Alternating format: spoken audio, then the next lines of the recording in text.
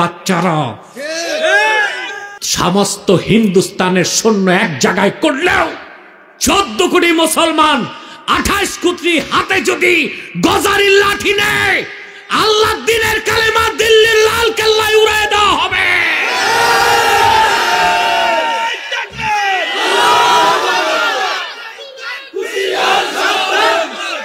মমতা ব্যানার্জি বাংলাদেশের স্বাধীনতার বিরুদ্ধে যে বক্তব্য দিয়েছে, 24 ঘন্টার মধ্যে পররাষ্ট্র উপদেষ্টাকে ভারতের রাষ্ট্রদূতকে তলব করে শোকজ করতে হবে, নতুবা বাংলাদেশের মানুষ ভারতের যে দূতাবাস আছে তা ঘেরাও করবে, প্রত্যেকটা ইটকে আলাদা করে দিবে বাংলাদেশের মুসলমান।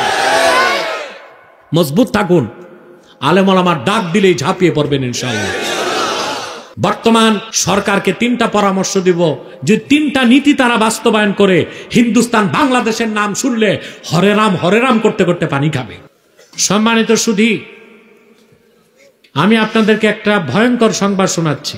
পশ্চিম বাংলার মুখ্যমন্ত্রী মমতা ব্যানার্জি, এই নষ্টা ভ্রষ্টা মহিলাটি ভারতের প্রধানমন্ত্রী মুসলমানদের রক্তে যার হাত রঞ্জিত সন্ত্রাসী খুনি মোদীকে বলেছে বাংলাদেশে শান্তি রক্ষী বাহিনী পাঠাতে। একটা স্বাধীন দেশে ভারতের প্রধানমন্ত্রীকে সে দেশেরই কোনো এক মুখ্যমন্ত্রী যদি বলে শান্তি রক্ষী বাহিনী পাঠাতে, তাহলে বোঝা যায় তারা আমাদের স্বাধীনতায় হস্তক্ষেপ করতে চায়। আমরা যে আশঙ্কা করে আসছি তা কি মিথ্যা? সেটা কি ভারত সুযোগ পেলে আমাদের দেশে হস্তক্ষেপ করবে? মোদীকেও বলে দিচ্ছি আর মমতা ব্যানার্জিকেও বলে দিচ্ছি, সাবধান, বাংলাদেশের দিকে হাত বাড়াবা, 14 কোটি মুসলমান ওই কালো হাতকে ভেঙ্গে দিবে।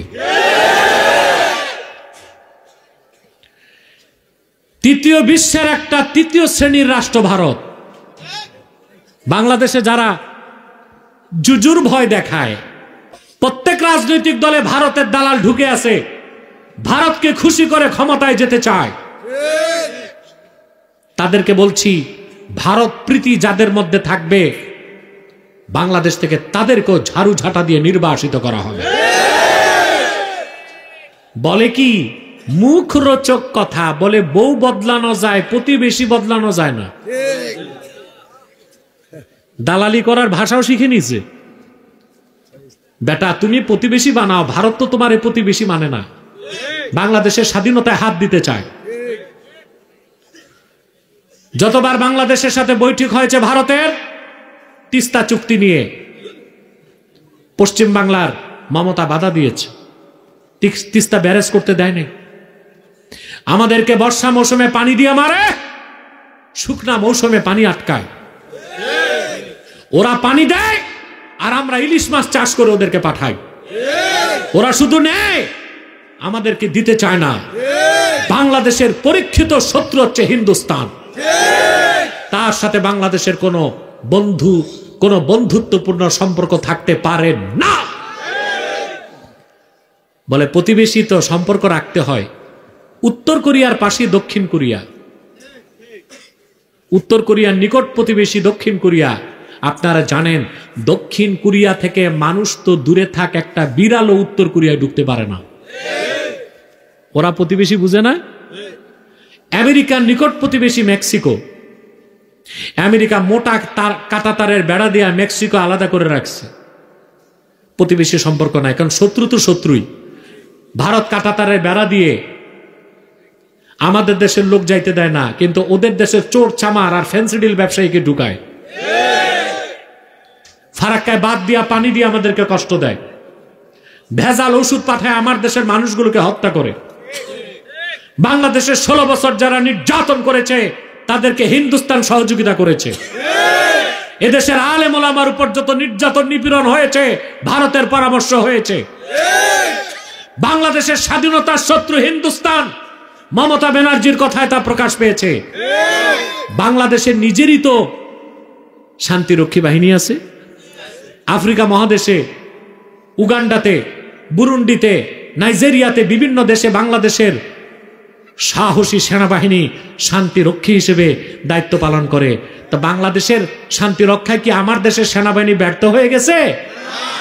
যে আমেরিকারে বলে ভারত আমেরিকাকে বলে শান্তিরক্ষী বাহিনী পাঠাবে, ফন্দি এইটা যে আমেরিকাকে বলবে শান্তিরক্ষীর অনুমতি দেন, আমি আমার বাহিনী পাঠাই। বেটা চারালের বাচ্চারা, সমস্ত হিন্দুস্তানের সৈন্য এক জায়গায় করলেও 14 কোটি মুসলমান 28 কোটি হাতে যদি গজারির লাঠি নেয়, আল্লাহ দিনের কালেমা দিল্লির লাল কেল্লায় উড়ায় দেওয়া হবে।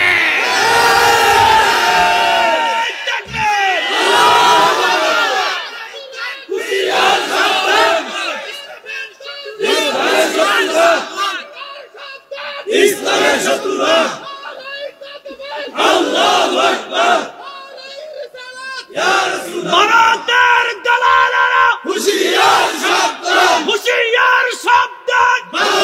সম্মানিত সুধী, মমতা ব্যানার্জি বাংলাদেশের স্বাধীনতার বিরুদ্ধে যে বক্তব্য দিয়েছে,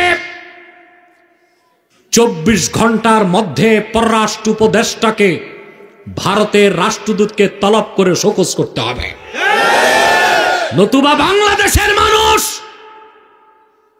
ভারতের যে দূতাবাস আছে তা ঘেরাও করবে, প্রত্যেকটা ঈদকে আলাদা করে দিবে বাংলাদেশের মুসলমান। মজবুত থাকুন, আলেম ওলামার ডাক দিলেই ঝাঁপিয়ে পড়বেন ইনশাআল্লাহ। আমি বর্তমান সরকারকে 3টা পরামর্শ দিব, যে 3টা নীতি তারা বাস্তবায়ন করে হিন্দুস্তান বাংলাদেশের নাম শুনলে হরে রাম করতে করতে পানি খাবে। প্রথম নীতি, ভারতের বাংলাদেশের পাশে হচ্ছে শিলিগুড়ি করিডোর, চিকেন নেক বলা হয়। লালমনিরহাট একটা এয়ারপোর্ট আছে, ব্রিটিশ আমলে 1931 সালে করা হয়েছিল। এই এয়ারপোর্টটা বন্ধ। আমি সরকারকে বলবো, লালমনিরহাটের সেই এয়ারপোর্ট থেকে মাত্র 12 কিলোমিটার দূরে চিকেন নেক। আমি বলবো বর্তমান সরকারকে, আপনারা বাংলাদেশ বিমান বাহিনীকে সেখানে ঘাঁটি করে দিন। তার মাত্র 3 মিনিটের মাথায় ওই এয়ারপোর্ট থেকে বাংলাদেশ যারা এয়ারফোর্স, তারা চিকেন নেককে কেটে দিলে, আঘাত করলে ভারত থেকে 7 সিস্টার আলাদা হয়ে যাবে। ভারত কখনো বাংলাদেশের দিকে তাকাবার সাহস পাবে না। 2, ভারতের চিরশত্রু চায়নার সাথে আমি বলবো বর্তমান সরকারকে সামরিক চুক্তি করতে। 3, সমস্ত আমদানি রপ্তানি বন্ধ করে বাংলাদেশের উচিত অন্য কোন রাষ্ট্র, অন্য যে রাষ্ট্রগুলো আছে তাদের সাথে বাণিজ্য চুক্তি করা।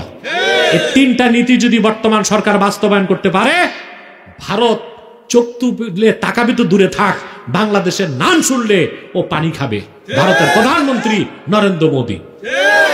কিন্তু প্রশ্ন হচ্ছে, এই সাহসী পদক্ষেপগুলো বর্তমান সরকার গ্রহণ করতে পারবে কিনা, এটি আমাদের প্রশ্ন। কারণ যত উপদেষ্টা বলা ঠিক না, সব মেরুদণ্ডহীন। অতএব জনগণকে সিদ্ধান্ত নিতে হবে কি করতে হবে।